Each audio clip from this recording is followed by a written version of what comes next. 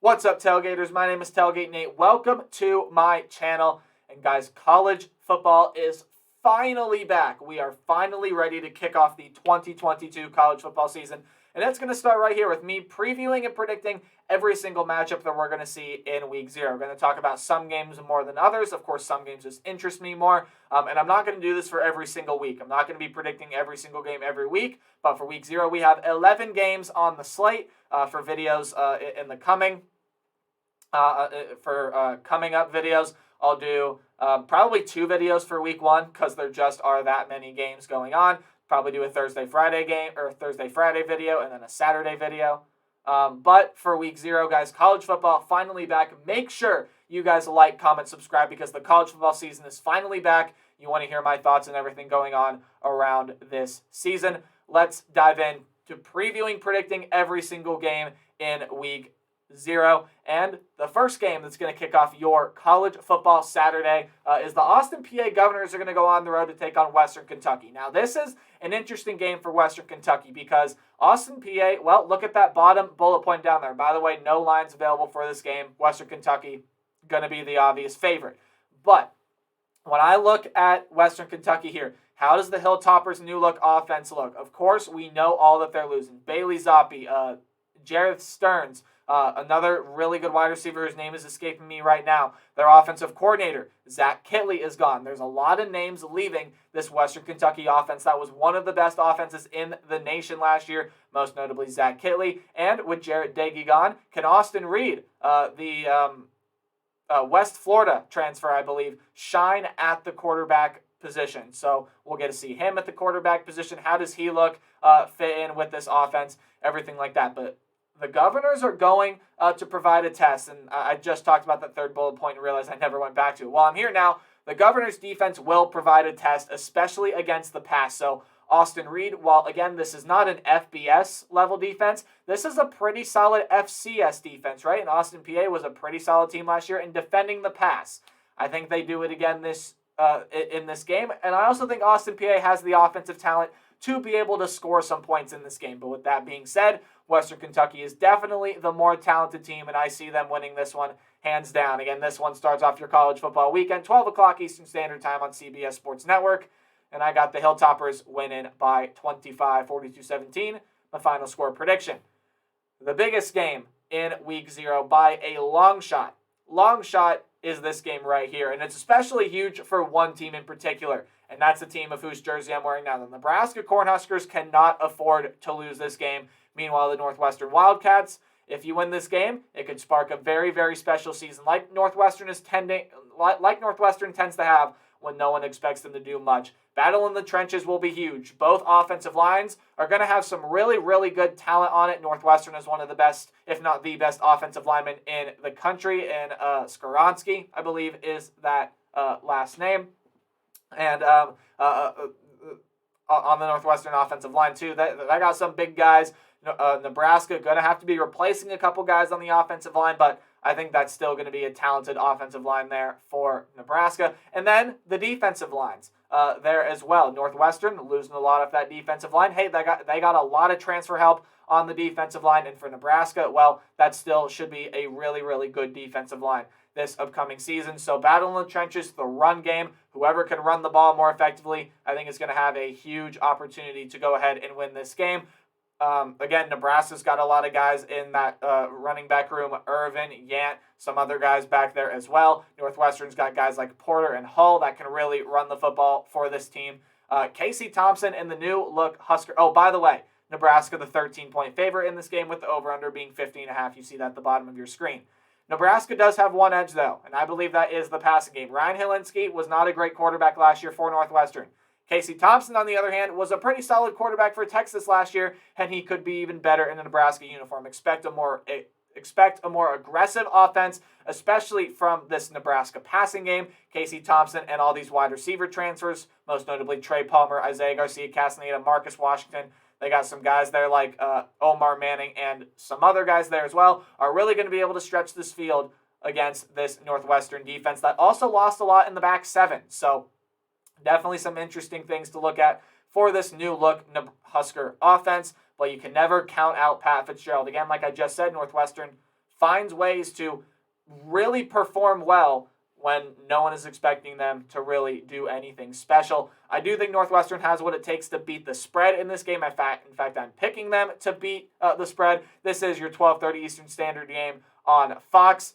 All that said, though, the Huskers do pose the edge in a lot of categories. Northwestern's going to be able to slow this game down, and I don't think the Husker offense is going to have everything figured out. But I do think they'll make enough explosive plays to be able to pull out the win. This game, of course, in Dublin, Ireland, where I have the Huskers winning 27-17.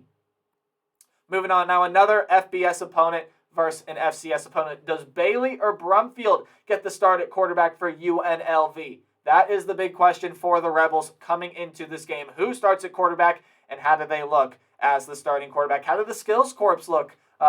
Again, this is the UNLV offense that really struggled last season. I believe put up only around 350 yards per game last year, maybe even less, right? This is the UNLV offense that really did struggle last year. So will Harrison Bailey come in and, give a little boost? He's a Tennessee transfer. Or do they trust Doug Brumfield to run the plays again? And again, how did the skill corps look? Charles Williams is gone. That wide receiver group really struggled last year. How do they replace Charles Williams? I think is another big question to answer for this UNLV team this year. And that Rebel defensive front seven has to improve. It's a defense that struggled last season as well. So all in all, just look on UNLV's side and how do they improve, right? How do they get better? Idaho State is a team that's probably going to be starting over this year. They were not very good last year. In fact, I think only won one game last season. I believe even have a new head coach this year. So they're starting over. This should be a fairly easy game for UNLV. I don't expect this one to be close, but watch the little things for UNLV. Watch and see how they improve in many areas of the field. I easily have them winning this game. This is your 3:30 Eastern Standard Time game on the CBS Sports Network. Got UNLV winning this one by 34 points, 44-10 over the Bengals of Idaho State. Pretty easy win there for the Rebels heading into their next game in Week 1. You saw my score preview a little bit there, but let's talk about this game for a little bit, right? Don't know what happened there, kind of skipped ahead. But UConn and Utah State, and I think this is one of the more interesting matchups in Week 0, even though Utah State is the 27-point favorite, and I think that's about right, with the over and under being 60 flat. UConn is definitely going to be a team this year that is going to make improvements, right? UConn now has depth. Look at that bottom bullet point with incoming transfers, especially at the quarterback position. Daquan Roberson, I believe is that name, coming over from Penn State, of course, was that quarterback that ended up getting into the Penn State game once Sean Clifford went down, or getting into the Iowa game once Sean Clifford went down for Penn State. But looking at these two teams right here, UConn is definitely going to be making improvements this upcoming season. Can the transfers produce, though? They finally have depth. Cameron Ross is out at the wide receiver position for an indefinite amount of time. Probably will not play in this game.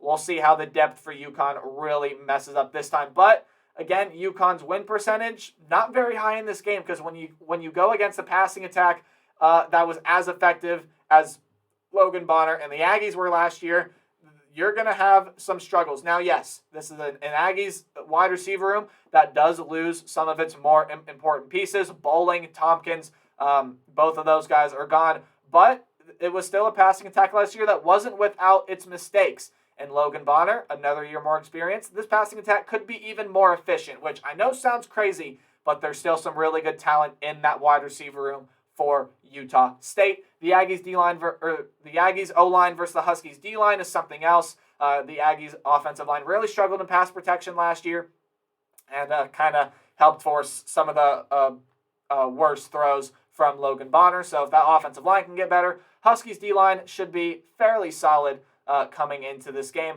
The Huskies finally have depth, and I do expect improvement out of UConn this upcoming season. I do not think it's going to be enough, though, no matter what they do to get past Utah State. They're going to need Utah State to beat themselves. This is a dynamic offense with the Aggies. They're going to be able to win this one handedly. I do think UConn barely beats the spread, but Utah State still gets the win. This is the 4 o'clock Eastern Standard game on FS1, 41-17.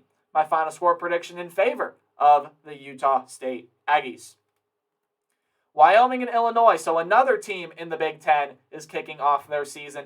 in their home stadium in Champaign, and they're going to go against the Wyoming Cowboys. Illinois, of course, is that 10-point favorite. Over and under, they expect this to be a defensive game, 44 points, and that's all you're getting for the over-under. And look at the bottom bullet point. I expect this to be a defensive game all the way through. Illinois is returning a lot of pieces on the defensive end, and Wyoming, even though they are losing Chad Muma and some other guys off of that, a lot of guys, I should say, off of that defense, it's still a Wyoming program that likes their tough, physical, grinded out kind of games, and Wyoming is going to make it a grinded out, physical, tough kind of game. But looking at the second bullet point there, can Wyoming adjust to the loss of all the talent? No one got hit by the transfer portal. Well, you could argue as much as Wyoming did, right? They lost their top wide receiver, their top running back, their top two passers from last season there as well, among some pretty substantial losses on the defensive end there as well. So Wyoming, definitely a team that's going to need a lot of their guys to step up this upcoming season. Illinois, on the other hand, this could be a really good season for the Fighting Illini, and they have a possible new offensive identity with a new quarterback coming in, with Brandon Peters coming out, a new quarterback coming in. They still have Chase Brown, a really, really good running back there for the Fighting Illini. They're going to be able to run the football. How well do they pass the football? That's kind of what I mean by new offensive identity. I think they will be more effective in throwing the football. Maybe not necessarily in this game, but overall this season I do expect that. I think Illinois has the upper hand in pretty much every aspect. Wyoming may prove to have the slightly better defense, but Illinois, I think, is going to score more points at the end of the road. I do see Illinois beating the spread. This is the 4 o'clock Eastern game on the Big Ten Network. And I got the Illini winning this one 27-14. Again, Wyoming definitely going to need to step up, definitely going to need to have Illinois beat itself a little bit in this game, but I don't think this Wyoming offense is capable of scoring as many points as it's going to need to win the game in Champaign. Give me the Illini. I have them winning this game by 13 in a low-scoring defensive affair. Duquesne is going to look to pull off another FBS upset for the second straight year, while Florida State's going to look to avoid their second straight FCS upset. Of course, Duquesne beat Ohio last year, and Florida State lost to Jacksonville State last year. Which streak will end this upcoming season? Again, no lines available for this game, as it is a a Power 5 FBS opponent, mind you, playing an FCS opponent. But Duquesne is going to provide its challenges to Florida State. Florida State cannot sleep on Duquesne. Now, that Jacksonville State game probably will not happen again, but the Seminoles run game versus the Duke's D-line, that's going to be something interesting to watch. And not only the Seminoles run game, but that FSU offensive line. You can kind of combine those first two bullet points there, but will FSU offensive line finally be fixed? It's an offensive line that has really struggled over the past couple of seasons. Will it be able to get going this year? And will it be able to get going in this game against Duquesne? Will it be able to open up the run game for Florida State? And opening up the run game opens up the pass game as well. So how will Florida State's offense look in this game? Now, Duquesne returns a lot of veterans from a team that beat Ohio last year and adds some pretty substantial transfers too. So Duquesne is not playing around. Duquesne, I think, is going to come into this game and maybe early on can provide Florida State a scare. But a couple things stop me from picking this monster upset here. One, Florida State, I think, is going to be a much better team this upcoming season. I think Florida State, while Seminole fans might not see it that way, they're slowly starting to trend in the right direction under Mike Norvell. I think that continues this year. I do think Florida State's offensive line maybe won't be one of the better ones in the ACC, but will be better. And I do have Florida State here winning this game. I think Duquesne is going to keep this closer than a lot of people think. Don't get me wrong. Duquesne, again, a lot of experience, a lot of veterans from a team that pulled off an upset last year. I think Duquesne going to be able to keep this one closer, but Florida State should still come away with the win in the end. This is the, of course, 5 o'clock game on the ACC network. I got the Seminoles winning this one only by 18. I am confident in the Seminoles' ability to win this game. Maybe they have a flub or two here. Duquesne is going to score points, though. Florida State should still walk away with the win. All right, we got our first Conference USA matchup of this week 0. It's the Florida Atlantic Owls playing at home against the Charlotte 49ers. Two teams that I think are going to be pretty good this upcoming season. So Chris Reynolds is going to be going up against a widely unproven Owls secondary. Now, the Owls do have a really, really good defensive back by the name of Taeha Young, if that is how you say that first name. But as far as the rest of the Owls secondary, well, there's a little bit of unproven talent back there for FAU. So definitely needing some things to get going in that regards. But Chris Reynolds should be able to eat this game, and he could easily throw for 300 yards in this game. Charlotte returns a lot offensively, running the football, passing the football as well. Lots of running backs, wide receivers coming back. Charlotte's going to be a good and dangerous offensive team, so watch out for the 49ers passing attack if you are a fan of the Florida Atlantic Owls. Now, let's talk about the Owls offense for a second, because N'Kosi Perry is coming back, and his offensive line is very, very, very experienced, and that comes in handy because Charlotte's defense wasn't that great last year. N'Kosi Perry should be able to help this Florida Atlantic team stretch the field. But when you take a look at the 49ers defense, again, like I just said, was not very good last year. It's going to get better, and it's going to improve this season. But by how much does it improve, right? It's something I talked about in my Charlotte prediction video. Their offense, I think, is going to be fine, and their offense is going to score points. How does the defense play? And I think that's what holds them back from a win here. Florida Atlantic, I do think, is one of the better teams in Conference USA. I think should be able to go ahead and win this game. This is the 7 o'clock game, the 7 o'clock Eastern game, I should say, on CBS Sports Network. I do think Charlotte's going to keep this one closer than a lot of people think, as FAU, of course, was that 7-point favorite, as you saw in the last slide. But I do have FAU winning this game. I got them winning 31-27. Moving on now to another ACC team playing an FCS opponent. That's the North Carolina Tar Heels, going to be playing the Florida A&M Rattlers. And this is going to be a fairly interesting one for North Carolina as well. Florida A&M, pretty solid FCS team last season.